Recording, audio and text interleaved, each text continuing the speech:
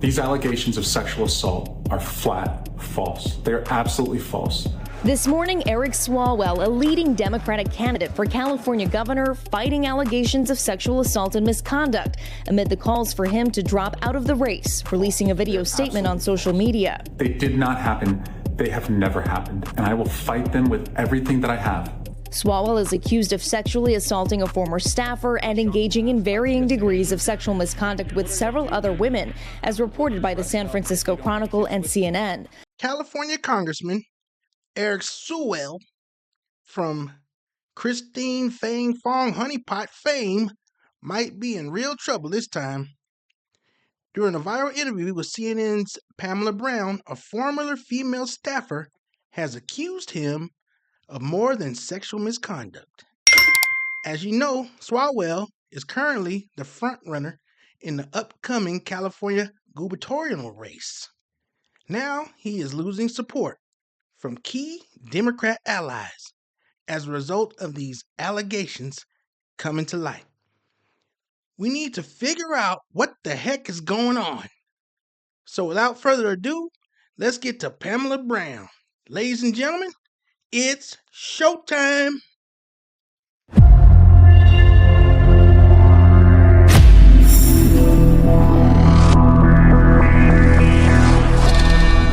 Well, John, we have spoken with 4 women who have various kinds of sexual misconduct claims against Congressman Swalwell, ranging from inappropriate messages and pictures to unwanted kissing and touching, and in one case, from a woman we spoke to on camera in shadow to protect her identity due to fear of professional retaliation.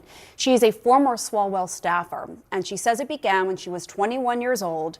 There were 2 very serious sexual assault allegations she made, one in 2019 as a staffer, and the other from 2024 when she had left his office. She also described inappropriate messages and nude images with the congressman using Snapchat with disappearing messages. Now, after the first incident, where she said she woke up in his hotel room as a staffer naked after a night of heavy drinking, she told us about what she says happened several years later in 2024 after she had left his office. I want to warn you, what you're about to hear is graphic and disturbing.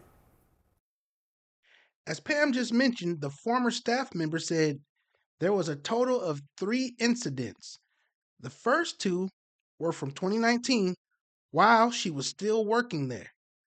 The third, from 2024, happened after she was not working there anymore.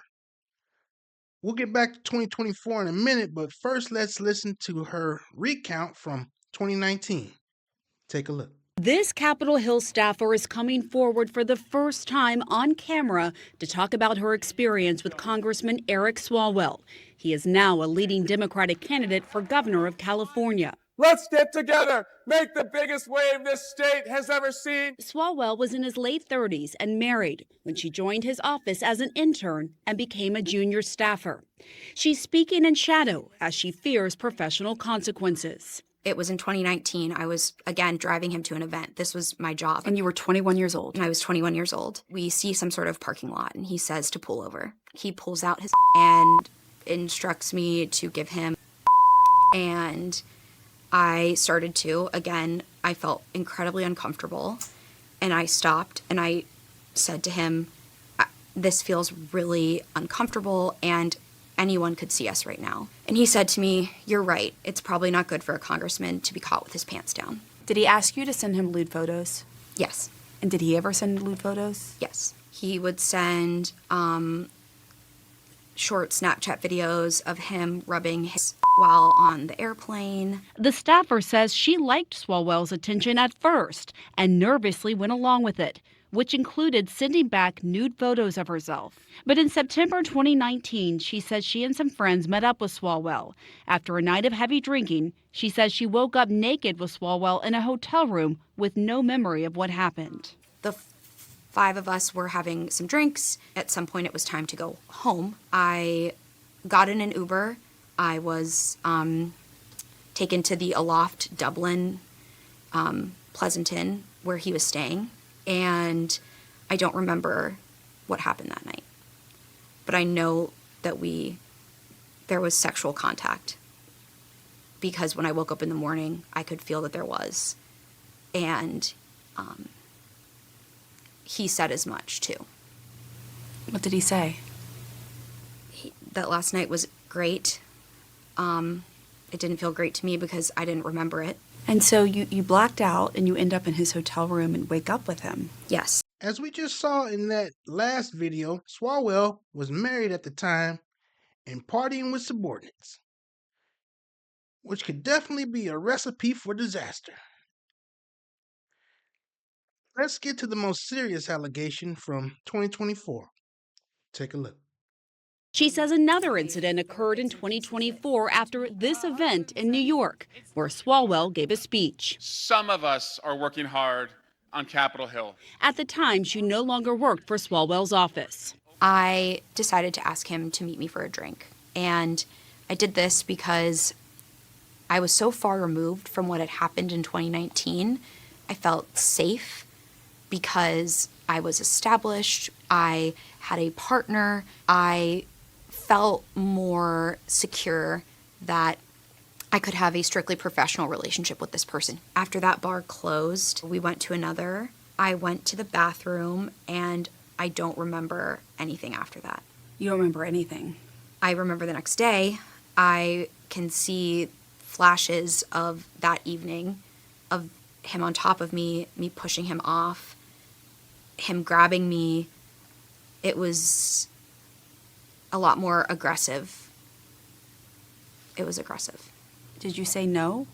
Yes, I said no. In my flash that I can recall, I was pushing him off of me saying no. And what did he do? He didn't stop. He didn't stop. And you woke up the next morning. I woke up the next morning naked, alone in his hotel room.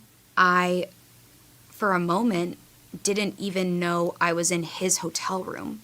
That's how intoxicated I was. Why do you feel like it's so important to speak out now? When I found out there were others who might have been impacted by Eric in different ways, I realized I couldn't be scared anymore because that is how he keeps us quiet. The fear, the shame. In addition to this former staffer, 3 other women who spoke with CNN also alleged sexual misconduct by Swalwell. One said he kissed her and touched her without her consent. 2 of the women said he sent them unsolicited explicit messages or nude images of himself, something the others say Swalwell did with them as well. One shared this message where he commented on her photo and wrote, quote, "That swimsuit," with an expletive. "You like it?" she responded. "Yes. Very much like," he wrote. In a statement to CNN, Swalwell said, quote, "These allegations are false and come on the eve of an election against the frontrunner for governor. For nearly 20 years, I have served the public as a prosecutor and a congressman and have always protected women." There is another me out there. There is another young girl who dreams of working in this field and believes in him and could fall into this trap. And that's why you're speaking out. Yeah. You want to protect others like you when you were young. No one protected me.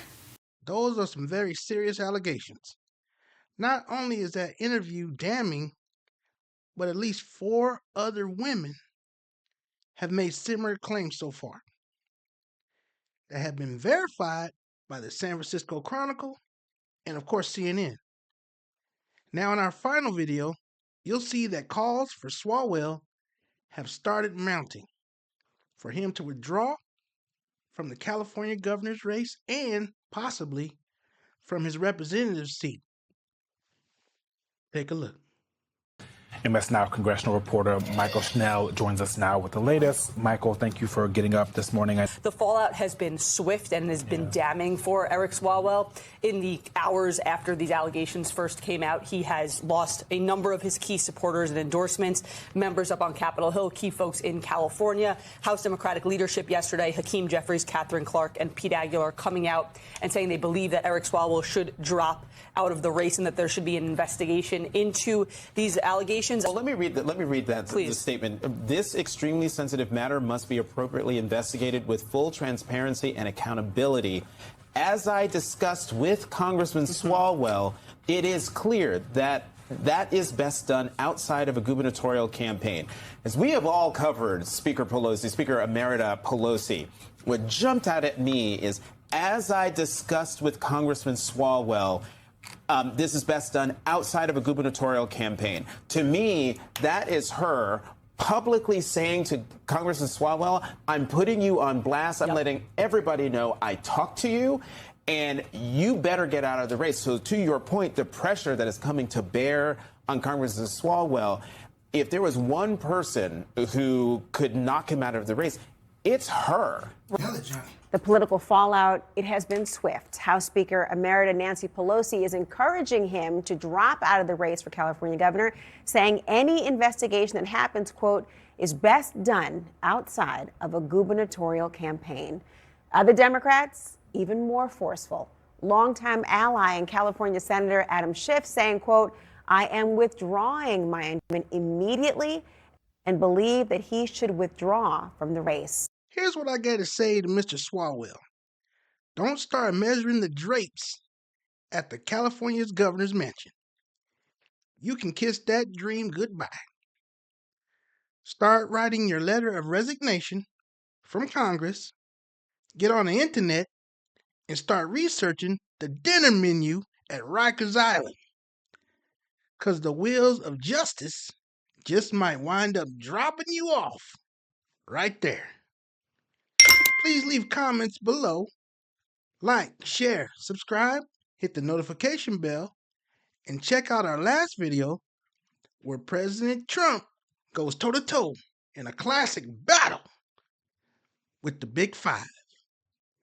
Thank you for watching, and we'll see you on the next one. Take care.